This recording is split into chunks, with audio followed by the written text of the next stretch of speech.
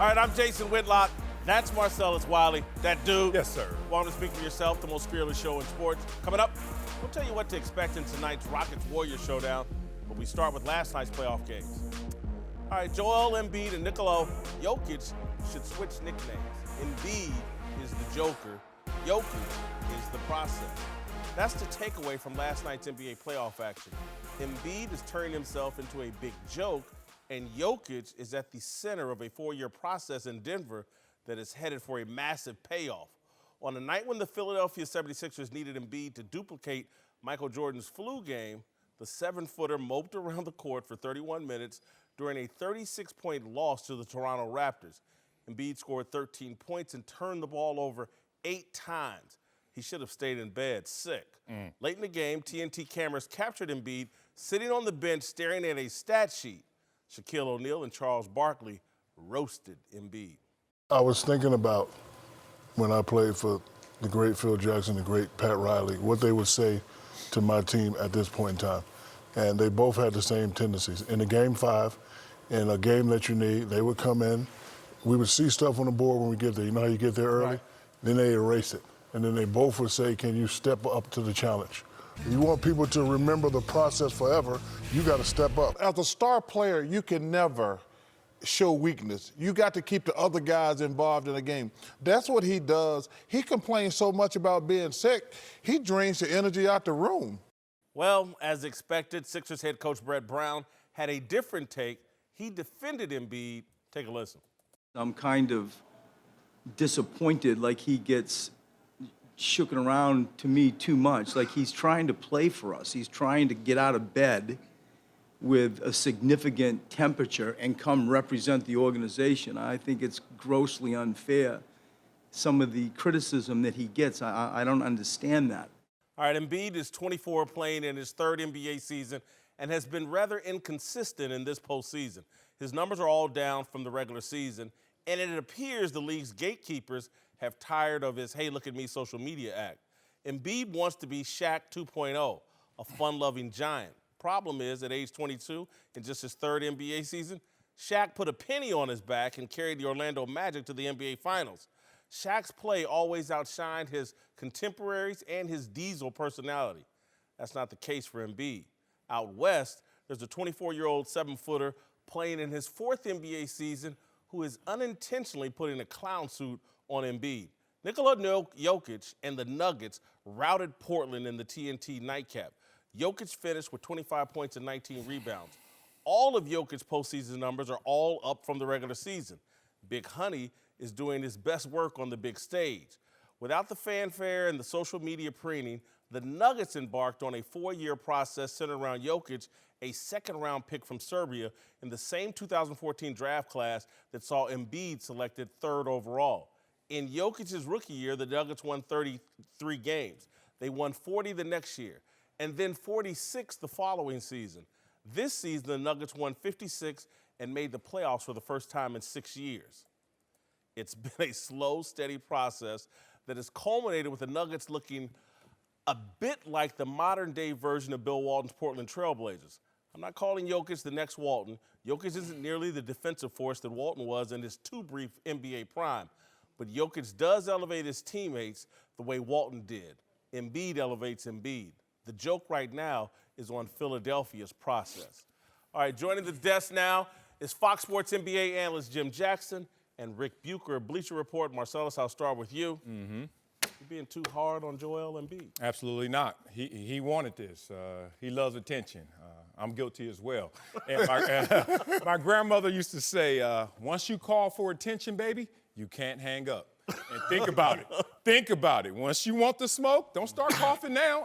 Yeah, right on cue. Look at you over here. You wanted this smoke, Joel Embiid, going at everybody, you know, trolling them, clowning them, and doing those type of antics. Like you said, Shaq 2.0. Shaq went out there and said game speaks first, and then everything comes because of that game. And because he came into these playoffs injured, and now he's going to leave sick, those inconsistencies and the lack of production at critical times is why we're on his head right now, as we should be.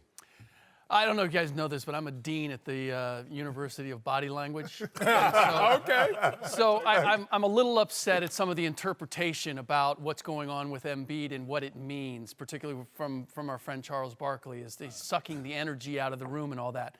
I don't know, anytime a guy is injured or is ill of health, to determine exactly how much that's affecting him is always a slippery slope. I don't know. I don't know how he feels. I don't know how much it's affecting him. The fact of the matter is he has played. And to this point, I haven't heard him make any excuses. He has demonstrated that he's ill. There may be some indications that he's ill. But if he's not saying anything and he's going to suit up and he's going to try again, I'm going to give him that. The big issue that I have is the comparison between Embiid and Jokic, because we happen to have back-to-back games where one guy wins going away and the other one gets stuffed, because I don't think that that's a fair comparison. When I look at the teams and how they're built, it's not even. This is a team built for Jokic to shine and to do what he does. This is not a team built in Philadelphia to take the most. That's incredible. You got to blame Philadelphia management. They've had a process, and he's been at the center of the process, but it's not built for the process? Actually, the process was stopped halfway through. Now, I've never been a believer in the process, but they took the keys to the car from Sam Hinkie halfway through the process. He demolished it, he got all the assets, and then they said, thank you for your service, we're going to do the rest of it. I do not like the way this team is built, and I especially don't like the way it's built around Joel Embiid. You cannot play Ben Simmons and Joel Embiid together and think that you're going to get the best out of Joel Embiid. Yeah. My issue, I guess, a good friend of mine is a minority owner with the Sixers. And a couple years ago, I told him, I said, the biggest challenge you're going to have with Embiid is he's going to try to be a star too much. And that's the thing. And that's the thing I talk about a lot about that, is that he can't do that. So the process is there, but he has to, I think Embiid has to get himself in better shape. First of all, a lot of this is on Embiid. He looked good in that video, though. Oh, he right? looked ripped. When he was on stage, he looked ripped. I think a lot of it, he has to get in better shape. To me, I'm going to demand a lot more out of Embiid. Listen, 141 games, I think it is, 410 games, he only played 158 in 3 years that he's been there, okay? Some injuries you can't control. Right. But being in shape and being ready to play is something that you can control. And again, the Philadelphia 76ers had to figure this out. I think it's too early to kind of break it up, but they had to put more demands, and Embiid has to come in better shape for me. Not too hard on Embiid, the criticism last night and from others. Well, no, because you're the star of the team, okay? Once you dress up, you say you're ready to play, anything you do, you're going to get criticized. If you have a great game, they're going to love you to death. If you don't play well, they're going to say, that's just part of the business. Rick, the one thing I don't understand is, why is it unfair? These both guys are 24. They came out in the same draft. One went in the second round. One was the third overall pick. They're playing for two franchises that hadn't had, and I know they tore it all down in Philadelphia. But to see these guys and where they're at now, 4 years later, at age 24, why can't I compare them? Well, you can, but I feel as if a lot of this is being built off of last night and last night's particular games. If I look at Joel Embiid's overall ability, he is a better player than Nikola Jokic when healthy and without injury. He is capable of doing more at both ends. His postseason numbers, not just last night, his postseason numbers this year, all down from the regular season. Jokic's numbers all up from the regular season. It's not a one-off. Okay, but who is he playing against? He's playing against the Portland Trailblazers right now that have Enes Kanter. I'm looking at a Joel Embiid who's playing with Jimmy Butler, who's a ball hog. Ben Simmons, who's a point guard who can't shoot and isn't always aggressive. And Tobias Harris, who you got through mid-season and you're still trying to Is Mutombo bring playing into center this. for Toronto, or who's? No. But if you're asking me who's the better player, Marc Gasol or Enes Kanter, Marc Gasol by far, and then being able to bring a Serge Ibaka, the depth that Toronto has. My great issue with Toronto actually has been that they have not been taking full advantage of Joel Embiid not being 100%. Last night was the first time where I saw Marc Gasol and Serge Ibaka really assert themselves. They should be doing that throughout if Embiid's not 100%. But he's playing against far more difficult talent in Toronto than Jokic is facing. We know where Rick stands. With Portland. Yeah, I mean, you know what's interesting, before we even go deeper into that comparison, I guess, is the fact that you brought up Shaq 2.0 and how you said, hey, don't try and be a star too much. or too soon. It's amazing that in 2004, being out here in Los Angeles and watching them have to go through the riff of Kobe and Shaq, and they chose the younger, more stable, healthier, more invested player, but not the better player. And remember, there were conversations about, oh, Joel Embiid is untradeable. If anybody, it's Ben Simmons. When I heard that, I said, they have that one backwards. Even if Ben Simmons doesn't have a jump shot, you still got to invest in the guy who seems like his focus is a little more into this. You disagree? Well, putting Ben Simmons next to Kobe Bryant as the choice is where I get a little nervous. No, it's not those two, because he's not Shaq. I understand what you're saying, though. But the more durable, the more consistent player More over invested. the guy. Rick, and this is more of a football phrase or cliche, but availability trumps ability. I get it. And Joel Embiid is very unavailable. And so, again, I think, and we know where you stand, but I'll start with you. I think between these two, Jokic I think he's the future of big men in this league. And trust me, it took me a while. Earlier this year, I was laughing at the thought of even talking about Jokic on this show. Right. But I'm watching this dude in the playoffs, and there's something real here. He is a unique talent. I don't think he's the future, and I think we're going to get into this. Big man. Yeah, that's where. But for me, look, I get it with Embiid. I hate giving up on a young player who I look at, whose problems essentially in my mind are maturity issues. If you can take some of the kid out of Embiid, I look at what he's capable of. I look that he's fearless when, give me the ball, I want to attack. That's something I can't teach Ben Simmons. You either have that Let's move approach off or Ben not. Simmons, and we're just talking about Embiid Fair and enough. Jokic. Fair enough. I look at the abilities that Embiid has, and I have grave concerns about Guy's not available. his health. It's why he's got a 35-page contract. I'm protected. I'm protected when it comes to that. But I would rather have, when I see a guy, and we all know it, you look at a guy and you go, boy, he's got everything. I'd rather look at a guy and say, he's got everything. Let me see if I can keep him healthy and get him to the finish line, than a guy I look at and go, boy, that's nice, that's unique, but I can't believe that he's going to leave me someplace. Well, I mean, Jokic has – here's the thing, too. It's time and situation. The situation in Denver is perfect for Jokic in regards to what he does as a player. Rarely do we see now the offense running through your post player. And they do that in Denver because of how the system is and because the guys are young and they're still trying to learn. My thing with Embiid is this, is that we talk about Shaq being an outgoing, fun guy. But when it crossed the line, how serious Shaq was. But Shaq's personality was like that when we were back in high school. But once he crossed the line, he knew when to shut that off, and he was serious about his game. Now, as he got older, he got out of shape and things like that. But during his prime, Shaq was all about his business once he crossed the line. I think a lot of times with Embiid, and this is a challenge, and I said this from the beginning with the Sixers, of how do you allow Embiid to be Embiid, but implore him to be more serious about his business. That's what you have to look at. Year 3, I say you got a couple more years to figure this out with Embiid, with his health, more importantly, with his attitude.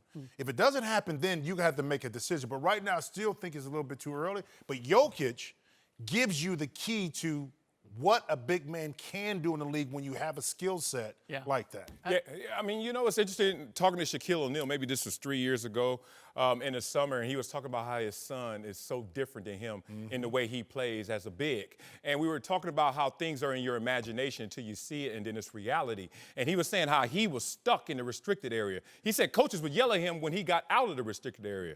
And then you watch the evolution. You see it go to a Garnett. And then you see it go to a KD. Then you see this unicorn Porzingis out there when available, and they just continue to stretch it. But now we're seeing a point center. Like, think about it, how it used to be a point forward was amazing. Now we're seeing a point center. So what's going to happen now is some kid who is trending that size is going to now have that available in his imagination and in reality. So, yeah, the future of big men is, why let someone else facilitate for you when you can be the focal point of that offense? Alonzo Mourning is a good friend of mine, and we talk about this. He talking about if I played today, I said, dog, you wouldn't be the same player. Okay, because one, from the age of 10, 11, 12, 13, you're going to be taught to play on the perimeter. You're not going to be posted up. You're not going to have coaches that are say, anchor yourself down there on the block. So to your point, a lot of the bigs now that oh, wait, a lot of bigs that played in the past talk about how they'll dominate. I was like, no, you wouldn't. Because you would not be the same It's not the player same game. growing up today because you'll be taught the game different. So to your point, I get what you're saying. I think, and again, I don't want to compare this guy to Bill Walton in his prime because Bill Walton in his prime was a really special person. Defensively, offensively, the way he passed. But I do see some of those qualities in Jokic in terms he elevates this entire Nuggets team. He's a thinking man's basketball player. Yeah. And I appreciate that, and I love that. I love watching him play. But you talk about being in shape. He could use some of that, too. A lot of that. Well, and again, that's why it's only going to get better. He's just a kid. Okay, so hold on. You caught it too. Go get him. Wait. So Embiid can't grow into being more serious about his job and his health. But the other kid is. The other one's Embiid's got a personality that Jokic does too. Showtime all the Yeah, Jokic is crazy too. Jokic even admits he likes to eat. He almost accepts I'm out of shape. Like, he got your body on my height. And he out there just running around like, that's not good enough. You've been in the NBA too long to be that guy still and take it. Like, he doesn't mind. On that, I got to think about that with my body and your height. I like that. How offended should I be on the scale? That was off the dome right there. You know what's not smart? Job boards that send you candidates that aren't qualified for the role you posted or send you a mile-high stack of resumes to sort through. But you know what is smart? Going to ZipRecruiter.com/speak to hire the right person. Unlike other job sites, ZipRecruiter finds qualified candidates for you. Its powerful matching technology scans thousands of resumes to identify people with the right skills, education, and experience, and actively invites them to apply to your job so you get qualified candidates fast. That's why ZipRecruiter is rated #1 by employers in the U.S. This rating comes from hiring sites on Trustpilot with over 1,000 reviews. And right now, Speak for Yourself listeners can try ZipRecruiter for free at this exclusive web address, ZipRecruiter.com/speak. If you love this show, show your support to it and ZipRecruiter by going to ZipRecruiter.com/SPEAK. That's ZipRecruiter.com/speak. ZipRecruiter, the smartest way to hire. Time now for a big story. Let's move to Oracle Arena, where the Rockets-Warriors series will resume with Game 5 tonight. The Rockets couldn't steal a win last time.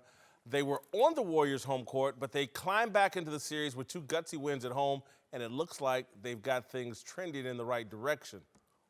With big jumps in scoring and offensive rebounds in the last 2 games, as well as some improved shooting, also important to note, Houston won both regular season games at Oracle this year, leading me to believe Houston's going to take control of this series tonight. Well, you know what's going to happen tonight? I hate to say it, man, but you want to go off of what happened in the regular season? I want to go off what happens in the postseason when they're at Oracle. And in the last 5 years, you know how many games Houston has won in Oracle? Preach. 1 in 10. You heard that? Tonight, 1 in 10. Suckers can't win in Oracle in the postseason, so I was going to come out here and get paid off a hunch, but I said, you know what, let me do some homework. And my homework told me that this team cannot travel and bring this same team on the road. We saw in the first 2 games, where's the toughness? Where's the energy? And then we say, oh, they hit the switch because they went home, and the the contusions, and now they're ready. Guess what happens when they get on that flight, on that bird, and when they land in Oracle? Same old fate. I think Houston takes a L tonight. The role players have had a big influence on how each of these games has gone, and the role players traditionally play better at home. This is my one reason why I believe there's a chance for you to be right, is that the Warriors are not relying on role players. In this series especially, they are getting, in Game 3, they got 38 minutes out of their bench. In Game 4, it was in the 40s. They are riding their starting 5, their best 5, hard. And we're now going every other day with games. It's not back-to-back, but it's still the recovery period for Steph Curry playing 40-some minutes, Andre Iguodala playing nearly 40 minutes. I believe that as this series goes on, and tonight might be the tipping point, where the energy level, which was missing. I was at games 1 and 2. I will be there tonight. I was disappointed in how the Rockets played because I thought they could play a lot harder than they did, especially in game 1. But I wonder if they can take that. They understand, look, we can beat these guys off the dribble. We can be aggressive and get where we need to go. If they take that lesson from game 4 to game 5, then something might just happen tonight. It'd be interesting to see, to me, we talked about just the game planning-wise for Golden State at the beginning, to see exactly what the plan of attack is. Because this Golden State team, especially at home, you see the point differential for Houston, 15-plus points at home. Yeah. So Golden State, how they attack Houston, to me, is going to be very important. Is it off the dribble? Are they trying to get into the paint, getting the ball up quickly? But yet, Houston has an outside shot because Chris Paul really hasn't played well yet. If Chris Paul utilizes, and this goes back to Mike D'Antoni too, allows Chris Paul to be Chris Paul, put the ball in his hands even when James Harden is on the floor. Allow Chris to kind of navigate a little bit more early, okay, in the game to get his rhythm, because Chris is so essential to what they do in the pick and roll and their half-court set that I think he can be a difference maker if he's involved early.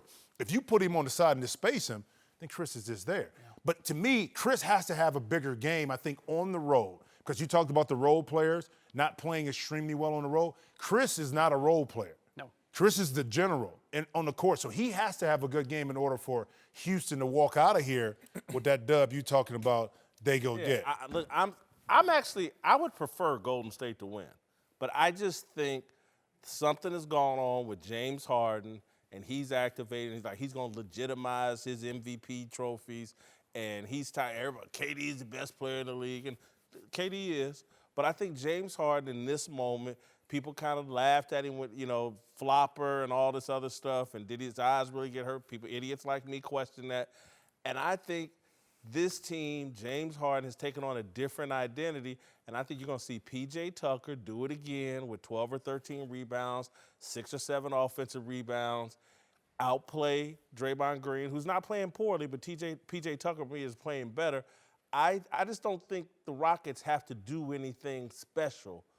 They were in both games in 1 and 2. I don't think they have to do anything special to win tonight. They don't have to do anything special, but they have to do something extra to make up for the fact that they had their issues in Oracle. So 7 consecutive games, 6 points or fewer, all close, right? No matter who wins, it's going to be close. And you brought up the greatest point, Chris Paul. And we know Chris Paul, in his mind, is a 1A alpha dog. But on this team, you can't be. James Harden is there. So I wonder, because they even highlighted a package of Chris Paul when he is with the ball and James Harden is disengaged. Like, what are you doing? So is it being coached out of Chris Paul to be the 2? Or is it being taken out of Chris Paul by James Harden and his body language? Because that's what you're seeing. And that's if they don't get something extra, if they don't get their Chris Paul we know, they're not going to win. Or does Chris Paul still have the ability to dominate in that way? Because I have seen him at times drive and get into the paint and then pick up his dribble and get stuck in ways that I've never seen Chris Paul get stuck before. Yeah. But I will say this, when I look at the makeup of a Chris Paul and I look at the importance of this particular game in this series, this is the time that Chris Paul says, oh, you forgot about me, and I'm going to come and show you. This, if there's ever a time, if Chris Paul still has it in his bag to be the player we've seen him be, he's going to recognize that this is the game on the road where we were in the game, games 1 and game 2. He missed threes, James missed threes, but we were right there. I'm not going to let that happen again because I don't want to have happen what happened last This is where I disagree with you. I just don't think Chris Paul can play poorly and they can still win. He can play poorly and they can still win. I can't see that. Because James Harden and Eric Gordon are going to do enough offensively. And then while you throw in the intangibles that P.J. Tucker, again, he didn't play that well in these last 2 games, and they won.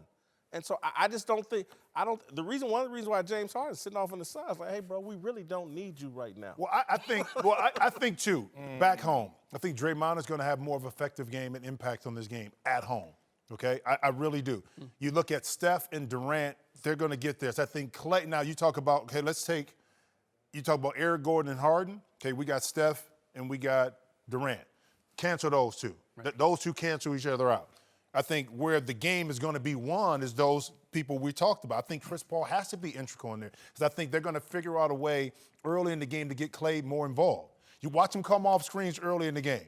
Watch him try to post up Chris Paul Get him early. involved, he got to make the shot. But that's okay. I think the point is to, coaches know their players.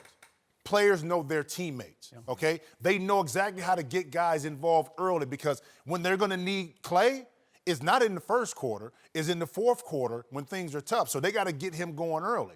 Don't you think he's been missing good shots, though? Oh, he's been missing good shots because as a player, when I'm standing on the sideline and I'm not involved, mentally I'm not engaged. So when I do get a shot, I'm not as tied in as I was. And I can't wait to get And I can't wait to get it up. So that's why you go to him early in that first quarter to keep him engaged. So when you need him in the fourth, he's ready to go. We're talking all offensive numbers Of course. and roles for the most part.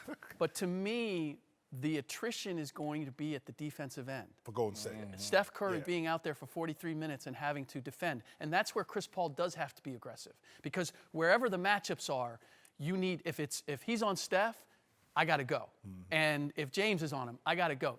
The problem that I had in games 1 and 2 in Oracle was the fact that they messed around too much. They waited too long into the clock. Keep it moving. Keep the pressure on Golden State because they're playing a short bench.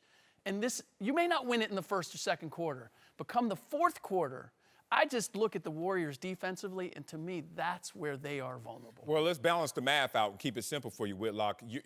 If Chris Paul can be a difference, but Klay and Steph combined 5 for 20 in Game 4, that's not happening again. So 25% shooting from those guys is not happening again. So even if we get more Chris Paul, you're going to get more Klay and Steph, whatever the combination may be. So Chris Paul's sitting there saying, this is my moment. And he needs a legacy moment in terms of playoff success. Let's go back to the Clipper years because of injuries, costly turnovers, mistakes. And then you get to last year, whatever you want to say, the hamstring. Like, there's a lot. You're talking about a monkey on your back in terms of erasing it in your legacy play. This is a moment for Chris Paul. Let's move to the Lakers, who have yet to officially hire a new head coach, but are apparently shopping for assistants already, with Tyronn Lue appearing more and more likely to get the head coaching job. Frank Isola is reporting that both Lue and LeBron James want former Timberwolves and Bulls head coach Tom Thibodeau to join the Lakers staff. I actually think this is one of the most brilliant moves of LeBron's many moves here in Los Angeles. This is the Indiana Pacer fan in me. Yeah. We had Larry Bird as the head coach, and Rick Carlisle and Dick Harter were the assistant coaches, and they coached the team. And Larry Bird coached the attitudes and the emotions of the team, and it worked tremendously. 3 straight Eastern Conference Finals, 1 NBA Finals appearance. Rick Carlisle was masterful. Dick Harter was masterful.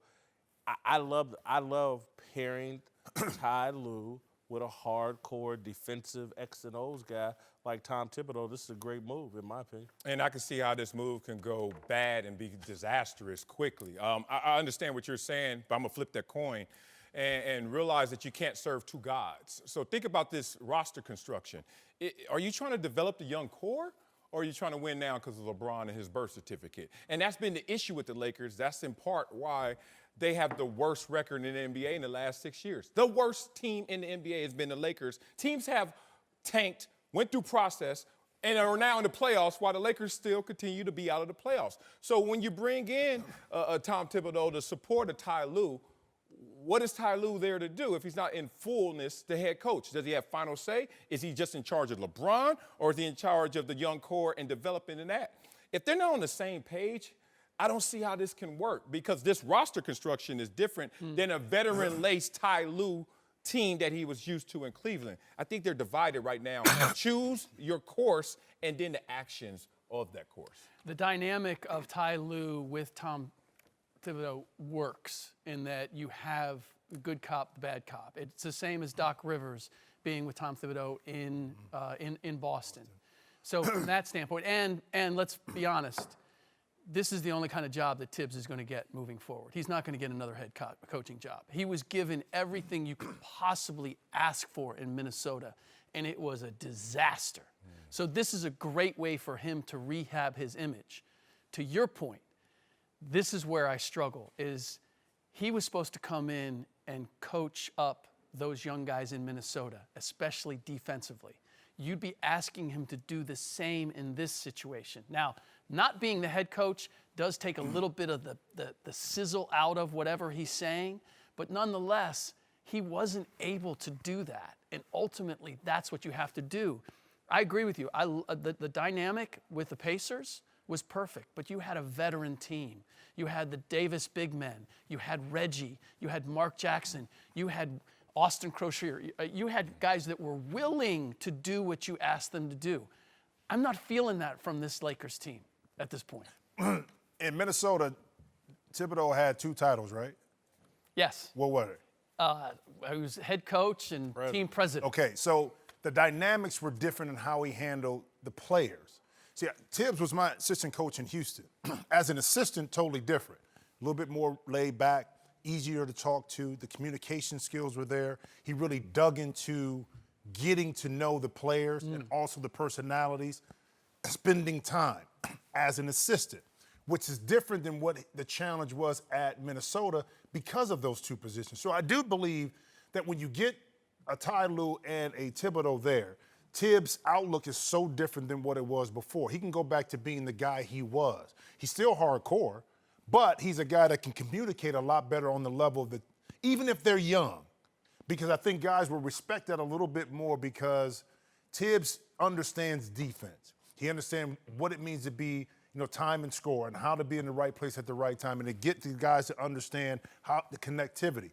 That's why I say it's different now, and I played for him. And I know it, and I loved him as a defensive coach, as an assistant coach. I always thought he would struggle as a head coach because of that communication. Yeah, but as a veteran, you bought in. Oh, no, I bought in, but it was how he did it. He wasn't, like when we saw him as a head coach in Chicago, Minnesota, it was just like this, okay? But as an assistant coach, the pressure wasn't on him to be able to do that. So his demeanor was totally different. Rick, look, I think it's no different than looking at Doc Rivers when he was carrying both titles, president and head coach, and they finally slapped him back down to his level of competence, head coach, and now he's a brilliant head coach again. He's in the lane where he fits. Yep. Tom Thibodeau, a great in football coordinator, got elevated to head coach, and it was too much for him. Overpay him to be the assistant here, satisfy him financially, the Lakers, and a lot of credit if he can get LeBron James and this team elevated to a defensive. I mean, remember what a nightmare it was defensively for the Lakers. If he can elevate them defensively when LeBron's there on the court, he'll get a lot of credit. I like it for Tibbs. And by it's Tibbs and Thibodeau. I always get that. Yeah, right. I like it for Tibbs. And for the options that the Lakers have, and with Ty Lue, I'm good with that. It's a matter of what your expectation is that it's going to deliver. Is this going to be... Is it going to take it to where the Pacers were? I don't think it's enough. LeBron is here next year to win a championship. Trust me. Oh, well, that's the only target on his board. Well, they're not going to do that. I know. It's just like that's not even within reason. Like he thinks they're going to get a player in here, and him and a player and these young guys and the right coaching will be right. He's looking at Portland right now, look like a real threat. He's looking at Golden State fall apart. And LeBron James is convinced, you get me one player and the right coaches, we'll be right there with any of these guys next year.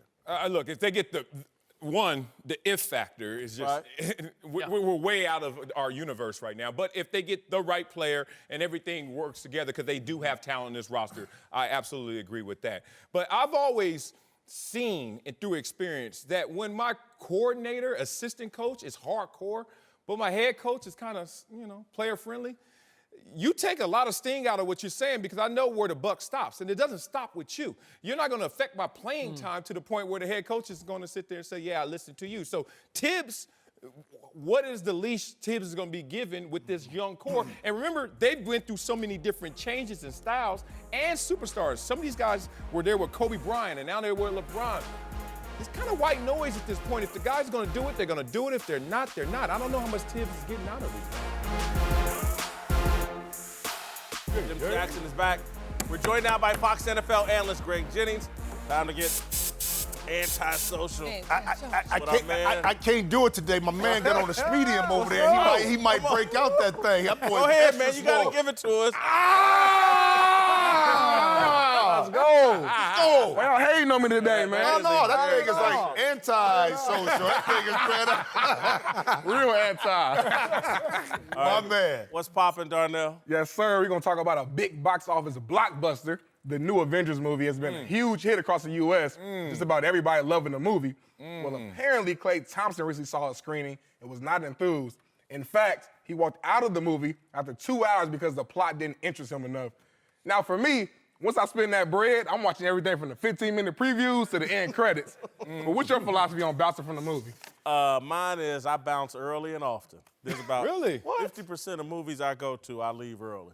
50%? At 50%. You go by yourself? And then again, I was about to add the amendment that if I'm by myself, it's 50%. If I'm with somebody, it's about 30% of movies I leave. Come on, baby, we got to You gotta go out here. She like, what? get her to agree. We out. Right. There's only one movie I left there. I can't remember it, but you said he went to the screening, right? So he ain't had to pay. He ain't got pay. invited. Yeah, Right. So he was like, you know what? Yeah. I'm really not feeling this. I'm going to go ahead and bounce. Obviously, with the Avengers, you have to follow all of the Yes. You movies gotta in be order in. to get the plot. So if you just jump in and not knowing what happened before, but it don't surprise me about Klay. Nah. Klay seemed like the kind of dude that's be like, man, I ain't with this, man. I'm just out. Yeah. Not enough ladies in here. What? One. Two. Ain't that about to get that max deal? What the hell I'm in here watching these 3-hour movies for? I've only walked out of one movie. I think it was called The Fifth Element. Oh, It's yeah. too spacey and weird for me. I just dipped on it with somebody. I had to go do what I had to go do. But I'm not into that. Like, if I spend my money, but this staying. is free. But if I spend my money, I'm going all the way through that thing. Yeah, I'm going all the way through. Free or not, if I'm there, I decided that I'm going to spend this time, I'm going to watch it. But I don't have a problem when I'm walking out. Anybody walking out. Me personally, I'm not walking out and haven't walked out on any movie. Man, I can go watch a rerun of Scarface rather than watching this. You always go back to Scarface. Always. go back to Stuck in the Scarface. Next. Let's get it going with the NFL, where Jameis Winston is headed into contract year and seems extremely focused. Winston was recently seen at a golfing event sitting crisscross with a helmet on as a golf ball was teed off on his head. Twitter obviously clowned him for it, calling it another dumb choice. Bucs fans gotta be a little upset about his decision making lately. Are you guys bothered by this? Not at all. He's got a helmet on. Yeah. Guy's done it a million times. Is it more dangerous than playing football, damn it? No. But you get paid for that. You don't get You know paid what? for this. Look, are they experts out there hitting Is me? Barkley That's an swinging that expert. club? Yeah, Then I'd be worried. Right. This is what this guy does for a living. Thank they you. do He's an trick expert. shots. He's done it on the golf ball on top of a golf club. So this is actually easier for him. But just raising money for a good cause. James is just playing his part, man. Stay off that dude. Stay off. Stay off, Jameis. Good call. My fault. Crab legs. Switching over to some hoops, where Rockets forward P.J. Tucker was caught on video tossing his clothes on a member of the Rockets bench staff and received heavy criticism online for it. One person tweeted at the video, P.J. Tucker, this ain't it, bro. Treat the janitor like you would treat the CEO. This is so disrespectful.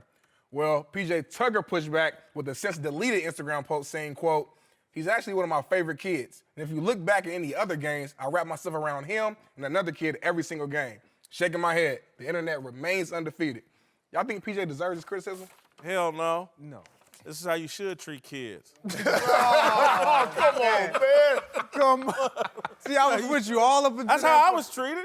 Man, get That's how you should treat Only Whitlock would say Yeah, but that. you can't spank now, so they gonna call child services you- on you spank now. can't spank or you can't get caught. Well, you can't get Oh, caught. yeah. You know what? I knew when I saw this he was going to get hated on, and I knew we were going to take it out of context. You've been in the locker room before. Some hazing, rites of passage, the youngsters come in there. You mess with them in a different way. I had one teammate, John Henderson, who actually used to ask a trainer to hit him as hard as he could in the I've seen face. that. Y'all seen that before, right? right. The flip of it. And sometimes you get into these weird relationships with somebody where y'all do stuff that other people don't understand. So, man, I've been on a lot of teams, and with ball boys, ball girls, we all do something different. We play with them, we throw stuff at them, like pour some water on, but it's all in fun because we respect the job that they do. And I think PJ here, he knows this little kid. He knows he does it all the time, but it just got caught out of context. Yes, he has a relationship with. If you watch the video, He gives him a high five Right when he's afterwards. running right afterwards. So stop. Internet always takes things out of context. I hate it because we don't know the relationship that they have. Exactly. We don't know the dynamic. PJ, you cool. And that Christmas bonus that coming to that little What? kid. You feel me? That little boy winning feel every me? Christmas. I know it. All right, time now for Darnell's question of the day. Darnell, take it away. All right, guys, we're going to take it to the Curry household where Steph's wife, Ayesha, went on Jada Pinkett's show, Red Table Talk, a few days ago and talked about some of her insecurities of being married to a superstar. Take a listen. Something that really bothers me and, like, honestly has given me a sense of a little bit of an insecurity is the fact that, yeah, like, there are all these women, like, throwing themselves, but me, like, the past 10 years, like, I don't have any of that. Like, I have zero, this sounds weird, but, like, male attention. And so then, like, I begin to internalize it, and I'm like, is something wrong with me? You're not looking. What, You're not like, looking. You're not even. Would you be okay with your wife saying this? You ain't married, but what you gonna say, Whitlock? What you got? Let's go. I'm going to keep it 1,000%. Yeah. One of the things in my 20s and even in my 30s, I used to put women on a pedestal and thought they were different than me. And then in my 40s and certainly my 50s, I was like, oh, no. Anything I'll do, she'll do. And that's my whole philosophy. You're doing it with somebody. Yeah, anything I'm capable of doing and feeling, they're capable of doing and feeling. And so this doesn't surprise me. Look, when keeping it real goes wrong, Ayesha, guilty. Look, my wife only wants my attention. At least that's what she says, right? And she's smart to say that. I have one issue with this. And it's not the woman, it's the wife. When you get into the wife identity, you got to understand that you shouldn't even have that on the radar. It shouldn't be a registration anymore. Disagree. But you disagree? Mm-hmm. Okay, well, that's the problem I have with it. Because look, as a man, I have different roles and different responsibilities than I do as a father. When it's 8 o'clock and I'm going to bed because my son's going to bed, I'm sitting there. The man in me is like, damn, I could be out there with Jimmy Jackson somewhere going to get it, right? But the father in me is sitting there taking it like, you know what? This is what I signed up for. Right. That's the only thing, like struggling with the identity. My question is this. Because she's married to Steph in the limelight, is that the overlying thought process? If she was just married to Joe the policeman, would she be saying the same thing? That guys don't look at her? Yeah. You think so? Mm-hmm. Well, I see, that's what I'm saying. I don't know. A lot of times when you're in the spotlight like this, the camera changes you. The spotlight changes you. You start to look for things a lot differently. And me as a husband, I'm like, look, baby, you ain't got to worry about that. Don't even worry about that. Why is that? Why is that even important? But again, being Why in the you looking there? Why you got an Instagram account? Who? That's what your wife is saying. Why you got an Instagram account? Depending on who I'm following. I see who you following and liking on Instagram. That's my brand. That's my brand. The problem with this is all she's doing is creating more of an issue on both sides. Women are now going to see her being insecure, and they're going to attack him even more. And then on the flip side, it's like she's opening a door for men. For dude to come into her DM. Yes. Right now, it's like you give me the invitation. But see, don't we do that. But we different. No, we ain't. No, we ain't. I'm gonna tell you this. Tell me this. Women, when you're out, they will compete in broad daylight for your attention. Men just want to win. So guess what? They sneak macking. They know when there's opportunity and when there's not. Versus what she's registering is everybody just shooting a shot at Steph and missing. Don't underestimate dudes are sitting there like, oh, I'm waiting for my shot, but I know this ain't the time to shoot it right But now. now they got their opportunity because they feel like the door's been open. This is how dudes is. She go to the bathroom, he got to go to the bathroom. They bumped into each other. Okay. Hey, what about this?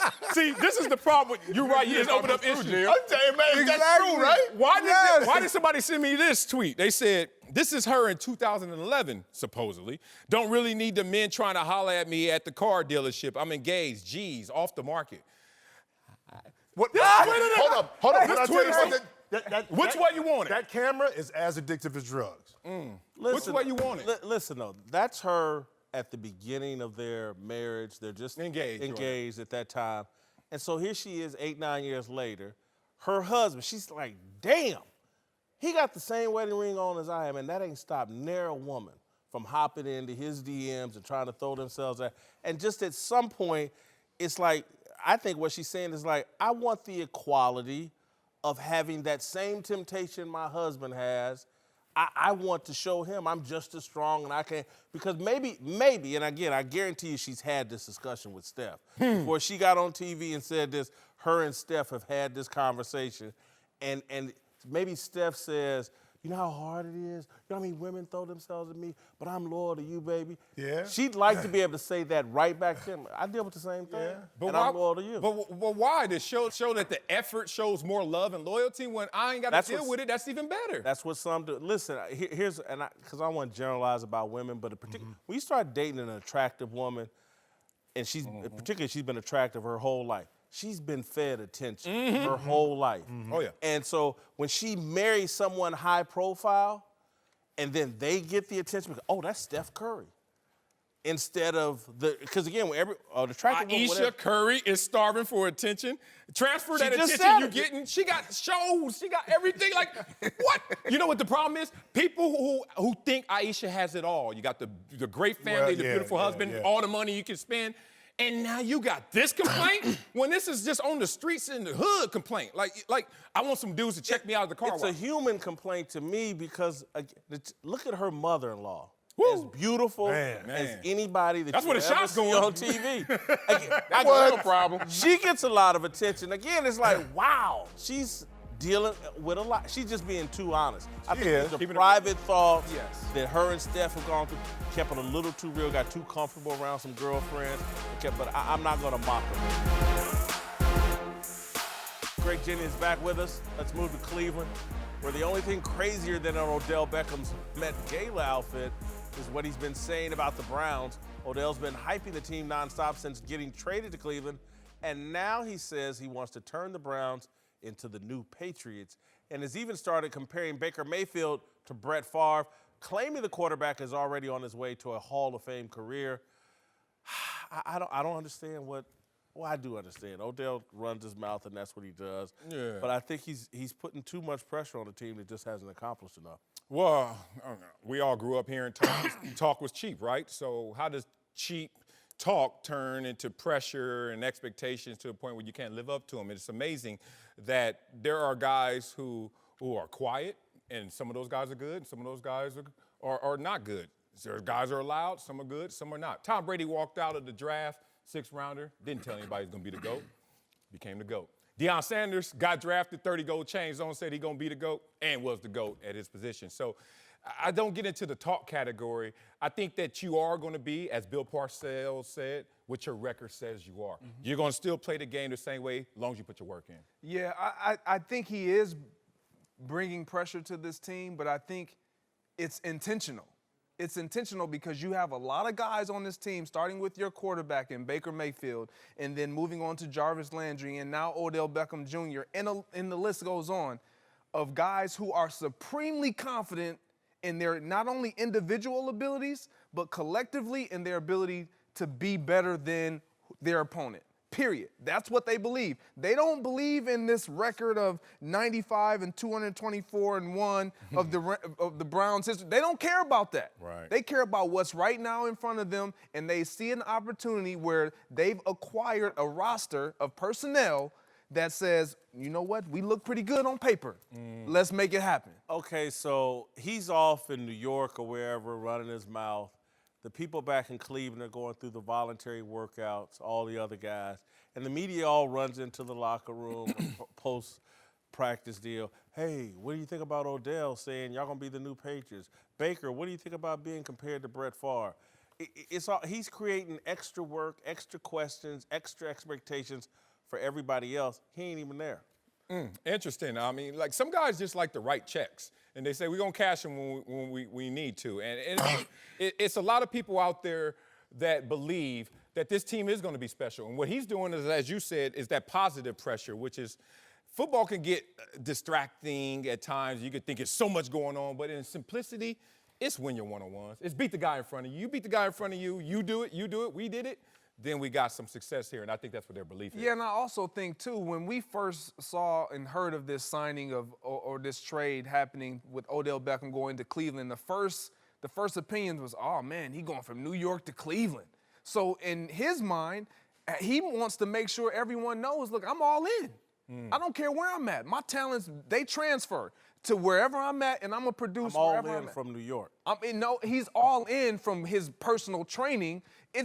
Just because you got a new coaching staff and a new organization and all of that things, you have an extra mini camp. You have an extra opportunity to get hurt, in my opinion. I'm not taking that extra opportunity to injure myself in a time where it don't even matter. So I'll wait. I'll continue to train and customize my workouts to benefit me for the long haul. And that's what he's doing. You know what's crazy? If Odell went to Cleveland and didn't talk the talk, we'll say, oh, he's in that small market now. Oh, you know what? He's changing because, you know what? He's not really happy where he is. Yep. He's suppressing all his emotions. Can't win in that situation. All right, to Philadelphia, where there was an outrage a few weeks ago after Donovan McNabb said the Eagles might need to move on from Carson Wentz if he can't lead them on a deep playoff run in the next couple of seasons. Well, now McNabb is pushing back against his critics, saying it's not just his job to tell people what they want to hear. If I'm an analyst and a question is presented to me, I'm supposed to answer it the way I see fit, being truthful, right? It's sometimes when it's certain people, we want to judge it or we want to kind of have a different type of emotional feel to their answer because of who it is, and that's unfair. Yeah, I think part of his issue here is like he thinks because he's a former Eagle, whatever he says about the Eagle carries an extra weight. I kind of want to start with you, Greg, because you faced this with Green Bay and Aaron Rodgers.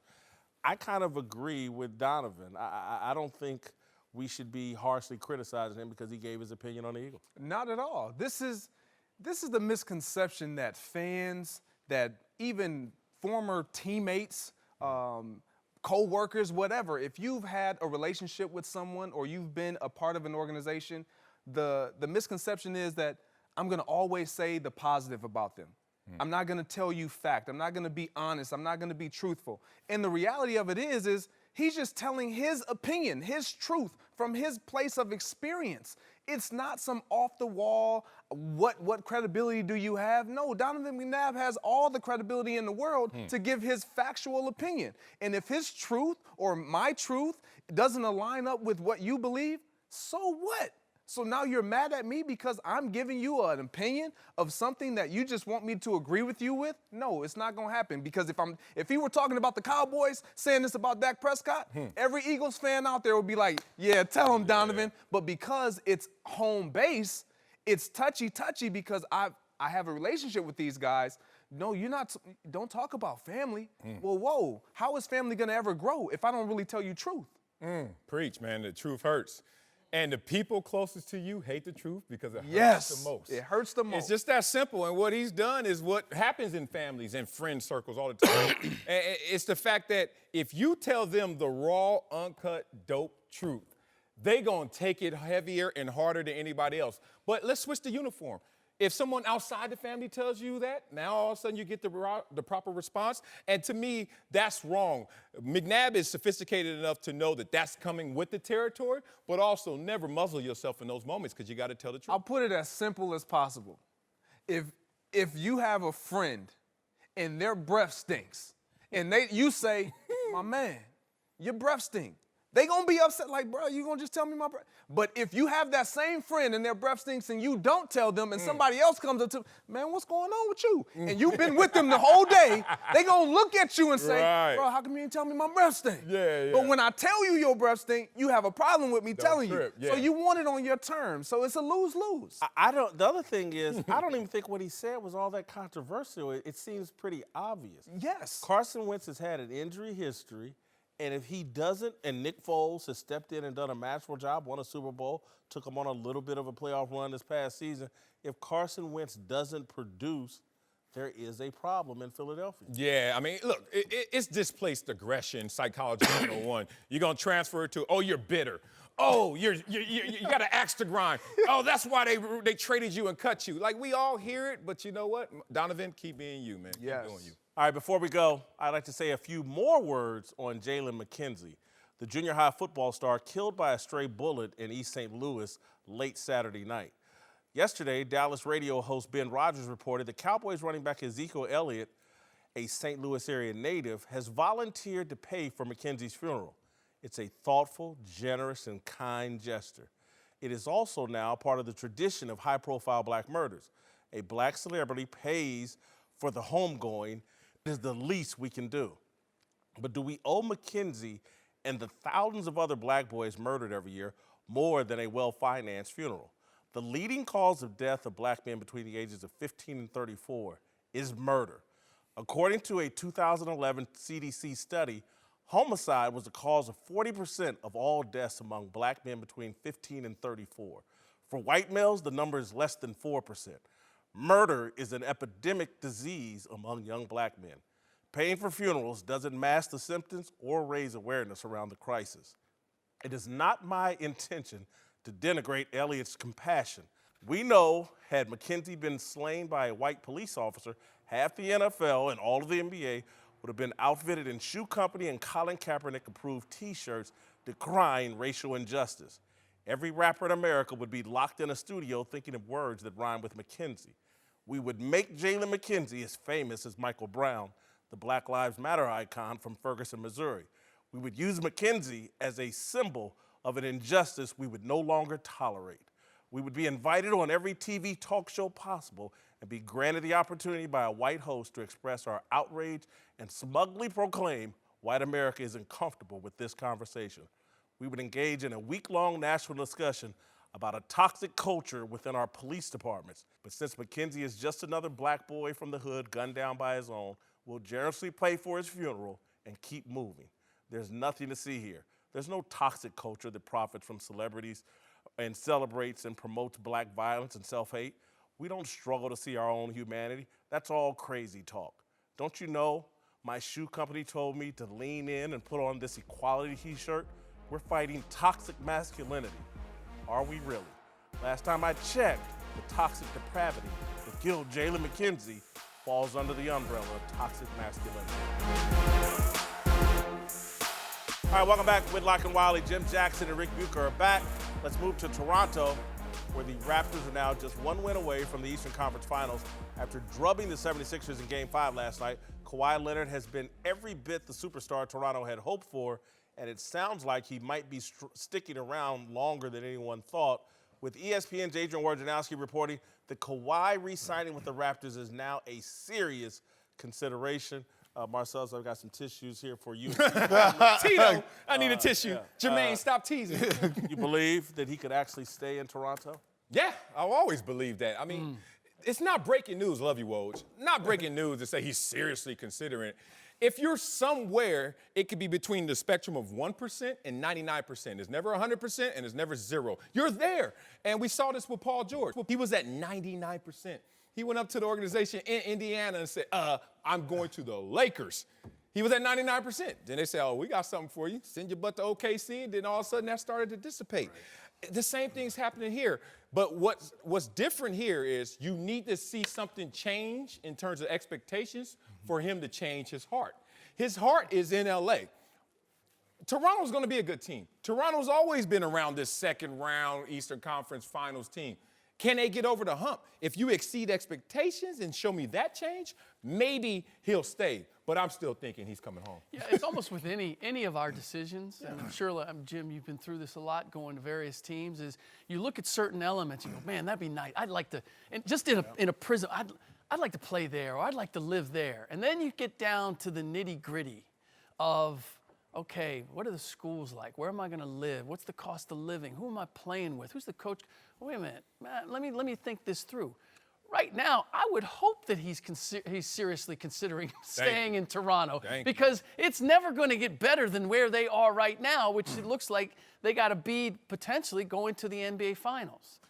A lot of this is going to depend ultimately on what do the Clippers look like. Right. Because they have room for that second max contract. How am I going to compare what I have with the Toronto Raptors in the Eastern Conference versus what the Clippers are ultimately going to be able to put around me? And he's not going to know that until this whole process is well past where they are right now. The beauty about, I think, Kawhi is that because he's been silent, we don't know. We can't put a bead or read on what he's thinking, what he wants, what his aspirations are. So he keeps you in the dark from that perspective, and it's always tougher as a former player to kind of go into the mind of a player and say what he should do. Because I don't know him well enough to understand his background and what he really wants. We know he wants to win. Yeah. We know that. I think the path maybe from an all-star perspective may be a lot easier in the East, okay? Not to say he didn't do it in the West, but the East is now more competitive. Toronto is still building, but yet and still you have the other side where people are talking about, well, he wants to be back in, in LA. Yeah. I don't have a clue because I can't get a read on what Kawhi wants. And it's doubled down by the fact that he's in Toronto. Because normally if he was in New York, if he was in LA, if he was someplace where there are a lot of people around him that get a feel for how he's feeling, who overhear, man, I can't stand this weather, or man, these taxes are like, hear things that might be turning him off about Toronto, that would feed the narrative that he's not happy there and that he's looking for something else. The fact that he's in Toronto, there aren't all those street agents that are going to be providing that information. But the fact that we haven't heard anything to this point is an encouraging sign. I've always thought that Toronto was a possibility, but I still think the Clippers are in the mix too. There you go. There it is. Tissue. Uncle Jimmy's here. What are your thoughts so far on the show, Uncle Jimmy? First of all, you will not refer to me as that government name. You refer to me as Bishop Jimmy Tutu. That's my name. That's what you refer to me by. Bishop. You big Jimmy dummy. Tutu. Okay. First of all, let me tell you something. The big dummy of the day goes to the brother that said that no matter what you think, there's another woman out there nasty enough to do what you want to do. Basically. Ain't that much nasty in the world, Jason.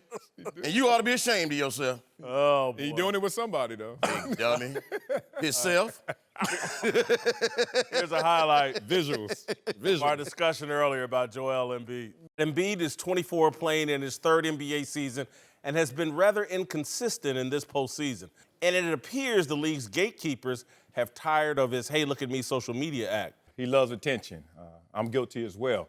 And my grandmother used to say, once you call for attention, baby, you can't hang up. All right, Bishop Jimmy Tutu, you have a take? First of all, I would like to say that I'm here solely for the purpose of defending my brother, Joel MDB. See, I would like to say that, first of all, I feel that you and the members of the media, you attack my brother unjustly.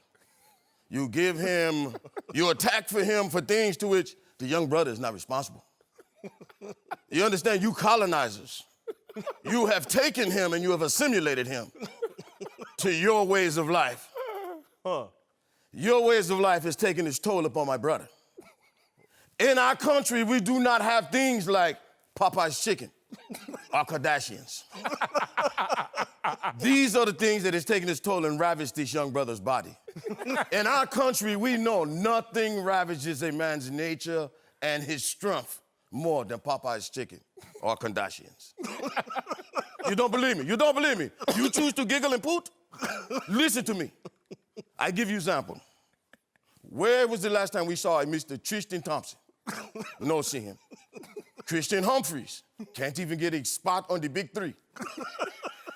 I hate to say this, but our own brother, our own Reggie Bush, I cannot make him run on Madden anymore. Do I need to say more? What about the one, Mr. Kanye? Yes. One moment you go from Jesus walk to slavery is an option? My brother, what the hell? You are stuck on stupid sitting up on, wait a minute. Now, this brings me to the point to which I really want to make. Mr. Charles Barkley. Charles Barkley, you look at me in my eyes, I want to tell you, shut your suck box. You will not speak well of the big women of my country. You do not know the big women of our country, they are the oak trees that bear the fruit. And I need you to know that we, the men of our country, we have to have the strength of a rhino to satisfy our women. And I'm saying to you, Charles Barkley, have you ever walked into a party, stood in the middle of the room, put your finger in the air and said, now, who wants to sex Matambo? Until you've done this, Charles, until you've walked a mile in these shoes, you shut thy face about big women. You know nothing about this life. This is how we roll in our country of Wakanda. And this is spoken by my good friend, Nelson Mandingo. I'm not. Man, damn. You're the ever goofy. Oh, man. I'm done with you, man. Sweating over here. Listen to this dude. We got TV. Listen, I want to do my approval. I can't believe it. I'm gonna put my finger in the air. I'm married, but still. Ayesha Curry style. I'm gonna put my finger in the air. My approval rating for Joel Embiid. Oh, Bishop. I hate to do it to you, Bishop Jimmy Tutu, but I got him at a 47. 10 job performance, 4 all-time greatest, 22 character, 11 authenticity, a 47, a scout team. You got him starting on your scout team. I got him 6-man on my scout team, a little lower. Basically, the only difference I would say is I had to drop that character a ton. Who coaches? Who calls their coach, text them at 6 in the morning? Hey, you know what, tonight, I ain't gonna make it. Like, that's the problem with me. That's low character, man. Wait till you get there. So, all bad, man. Cold, flu, suck it up. Let's go ball, brother. Sorry, Bishop. Yeah, I'm out here playing hurt. You are. I mean, Joel Embiid. You got anything else, Bishop Tutu? Nah, never mind. No, don't let him go no more.